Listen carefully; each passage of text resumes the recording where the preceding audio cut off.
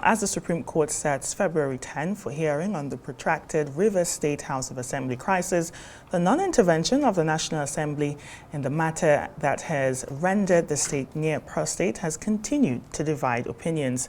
Section 11 of the Nigerian Constitution clearly embodies the National Assembly with the powers to take over the functions of a State House of Assembly under certain circumstances. However, the National Assembly was restrained from exercising this power by a Federal High Court judgment, thus raising the question of whether an arm of government can prevent another arm of government from carrying out its constitutional responsibilities.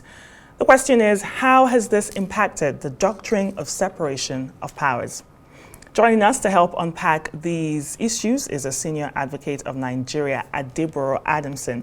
Thank you so much for joining us. It's my pleasure. Before we talk about separation of power, before we talk about what the courts are saying, I want you to explain to us, what does the Constitution say? What does Section 11.4 say when it comes to not performing, or the State House of Assemblies not being able to perform their duties as it concerns National Assembly?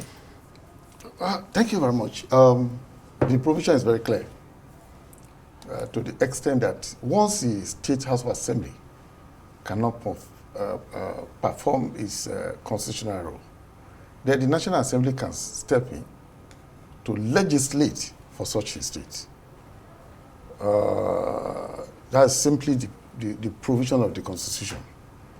But we will now go to the issue of the intervention of the court in this matter. First of all, we need to know that we operate constitutional democracy, where the powers of the arms of government are delineated. So the Constitution provides for each arm of government the limit to which they can exercise power, the extent of their power, and the limits of such powers. So they are clearly stated in the position of the Constitution. However, when a court of law has, or a matter has been brought before a court of law, that court is seized of that power to adjudicate on such a power and give a decision. And once that decision is given, it is binding on everybody. Institution or persons must obey such provision, even if it's given in error. Whether rightly given or wrongly given, it must be forced to obey first. Now, the affected party has a right to exploit the constitutional right of appeal until that right is exhausted. That judgment of the court is binding. Has to stand. Except and until it is set aside on appeal. Okay, because when there's some sort of confusion on what the Constitution says, what it means, we have to go to the courts. For interpretation? Yes, for interpretation, to help us understand better what it means in different contexts. Now, the courts has an injunction, right, barring National Assembly from intervening in river states. That now brings me to the question, one arm of government restricting another arm of government from participating in its constitutional duties. How does that work? Well, I don't think the court has restrained the National Assembly from performing its functions. Even if the court has given any order, it is interim for a meanwhile. And that's why I said the victim is permitted under the law to explore appeal, to challenge that power the court has exercised. So if the power is set aside on appeal, then the status quo ante will be maintained. So the National Assembly can now exercise that function. So, but the matter, why we cannot say much about it matter is because it's still pending in court.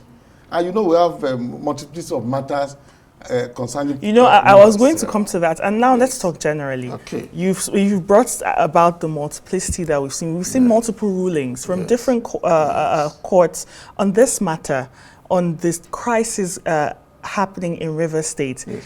And we know that this situation is quite political as well.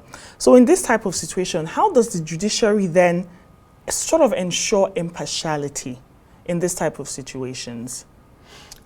You see, impartiality is relative. What we look at is the facts brought before the court by the parties affected. A court is not almighty or omnipotent, omniscient, that will know the mind of people. So the court will only decide based on the fact before them and evidence led by the parties before them. But as per the issue of multiplicity, I think the Nigerian judiciary, the courts, are up to the task. As a matter of fact, we all know that all these are political dramas that will come to an end at a point. It will surely come to an end. You know, the final court in our land is the Supreme Court. And by the time the Supreme Court decides on it, it is final, and final in sense of that finality.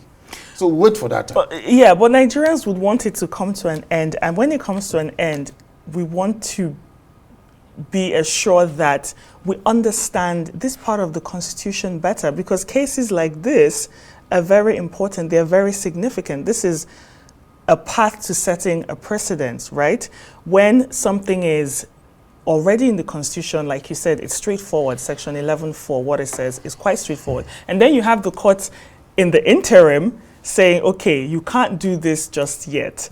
How does that really, how do you sort of advise with your experience? How do you advise resolving such crises to strengthen our institutions? That is why the court is there. And that's why you have gone to court.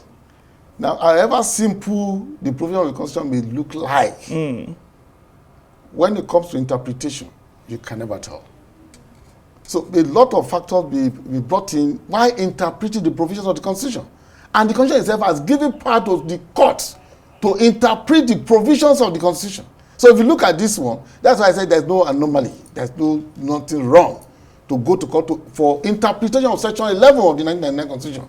Whether it is appropriate at this stage to call up or to restrain or call upon the National Assembly to legislate for River State. So there's nothing wrong about that. So the court will subject that provision into interpretation and come with a clear provision which will now become the law. So that will now become the law. Okay. So in the interpretation of the court, sometimes that you see the philosopher, in our jurisprudence, they propounded that law is nothing but what the court will say. What a judge will say, it becomes the law. Even though the legislators have legislated on a particular matter. Now, but it is subject to interpretation by the courts. And what the court says is final. So we are here now debating Section 11 in the ordinary sense of it. Ordinary interpretation. But by this time, the judicial lens is focused on that particular provision. And I was going to ask you that. What sort of factors does the judiciary use to actually look, and they have some factors they use to interpret this? Because as you said, we're discussing this with the ordinary eyes. What goes into interpreting a particular section of the Constitution? I'll go straight and tell you that first, the intention of the legislator. The intention, what is the intention of the legislator at the time of passing that particular provision? Or the circumstances that brought about that particular provision. So that I think the court will look at. And the justice of the matter. Those are the factors that the court will look at in interpreting that particular provision. So come to a particular conclusion. Oh, the intention of the legislature is this. And therefore, this is our position, our decision, which is, if it is given by the Supreme Court, which is final and becomes the law. Well, when this case is final in the Supreme Court, we'll have you back and then we can dissect more on this issue. Thank you so much, Adeboro Adamson, who's a senior advocate of Nigeria, for enlightening us.